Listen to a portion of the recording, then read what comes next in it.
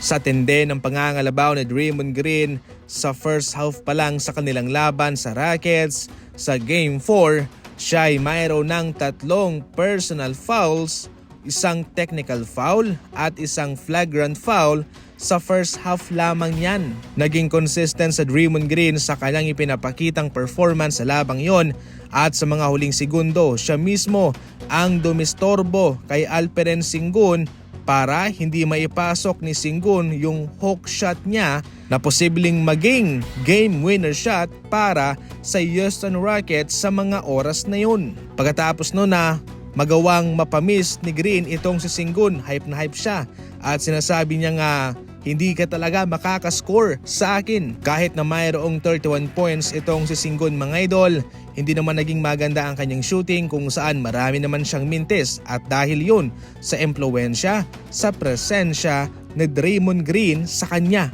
Sa kabilang banda, kahit na hindi man siya tinanghal na Defensive Player of the Year, sabi ko nga sa ating mga nagdaang balita ay hindi naman yan makakaapekto para sa kanila sapagkat nakadepende pa rin naman yan sa mga manlalaro kung anong uri ng depensa ang kanilang naibibigay para sa kanilang team. Para mismo kay Green, yan mismo ang kanyang maibibigay.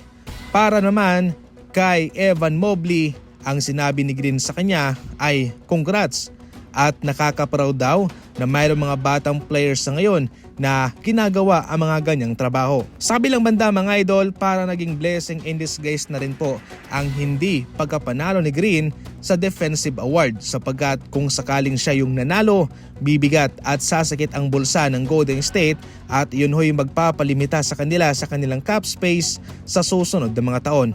Dahil kalaki po ng award na iyon ay tataas din ang kanyang sasahurin sapagkat mayroong bonus na matatanggap si Green sa award na iyon. Sa ibang balita naman, paunti-unti nang pumapabor sa Dallas Mavericks ang tadhana. Ang malaking nakuha rin po ng Dallas sa Lakers maliban kay Anthony Davis ay itong si Max Christie. Kabilang sana ito sa kanilang magagamit ngayon sa playoff. Mas nakita pa nga ng tao ang totoong potensyal ni Max Christie kung saan sa loob lamang ng 32 games sa Dallas Mavericks siya ay nag-average ng 11 points, 4 rebounds, 3 assists per game. Nagpapakita naman po ito ng mga katangian bilang isang starter and 3-and-D player.